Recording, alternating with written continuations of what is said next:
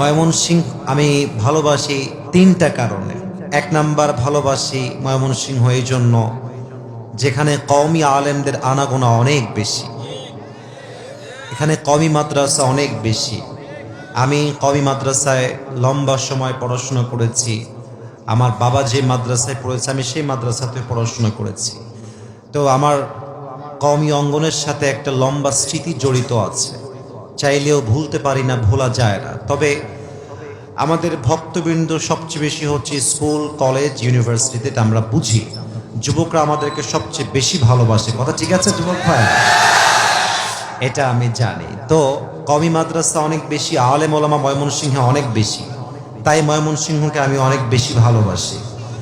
দুই নাম্বার কারণটা হচ্ছে ময়মনসিংহে আমি খুব খেয়াল করেছি আমার যে কলিজার টুকরা সম্মানিতা এবং মায়েরা বোনেরা আছেন, এটা আমি শুধু বলছি, রাজধানী সাহেবও ময়মনসিংহে এসে বলেছিলেন যে এখানকার মায়েরা বোনেরা অন্য জেলার চাইতে সবচেয়ে বেশি পর্দা করে যুবক ভাইয়েরা।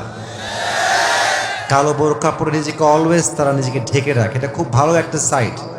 আমার বিশ্বাস যদি ময়মনসিংহের মতো প্রতিটা জেলার মানুষ, তাদের বউ, তাদের মা, তাদের বোন যদি পর্দাশীল হয়ে যায়, পুরো দেশটাই সোনার বাংলাদেশ হয়ে যাবে, ঠিক কি না? আল্লাহ মা বোনদেরকে খাদিজা রাদিয়াল্লাহু তাআলা আনহার চরিত্রে চরিত্রবান হওয়ার তৌফিক দান করুন, আমিন।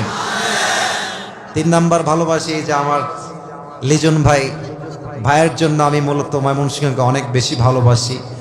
আমি প্রথমে যখন খুব বেশি মানুষের চোখে আসা শুরু হলো, maybe it has been 3 years or 4 years back, 3-4 বছর আগের কথা।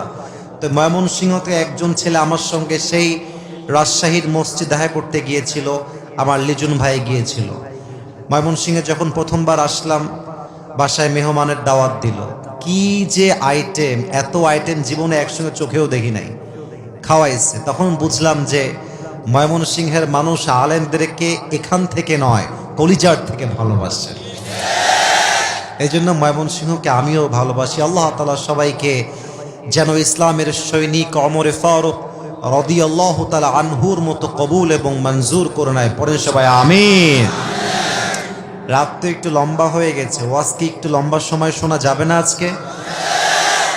একটা দিনের বিষয়, আমরা আশা রাখবো সোনামণি আবেগ দিনা বিবেক দিয়ে কাজ করতে হবে। হ্যাঁ, সারা রাত ওয়াজ করা যাবে না। সর্বোচ্চ 1 থেকে 1 ঘন্টা 15 মিনিট ওয়াজ হবে, তবে কনস্ট্রাকটিভলি হবে, আলোচনাটা গঠনমূলক হবে, কথা হবে কম, কাজ হবে বেশি, কথা ঠিক আছে? আচ্ছা, আমি ভূমিকায় কিছু কথা বলবো। ভূমিকার কথা শেষ হয়ে গেলে আপনারা একবার তাকান তো সবাই, এদিক সেদিকে, ডানে বামে তাকান, সবাই তাকান। এবার আমার দিকে তাকান। আজকের মাহফিলে যারা এসেছে অডিয়েন্স হিসেবে, শ্রোতা, দর্শক, অডিয়েন্স, আমার চোখ যেদিকে যাচ্ছে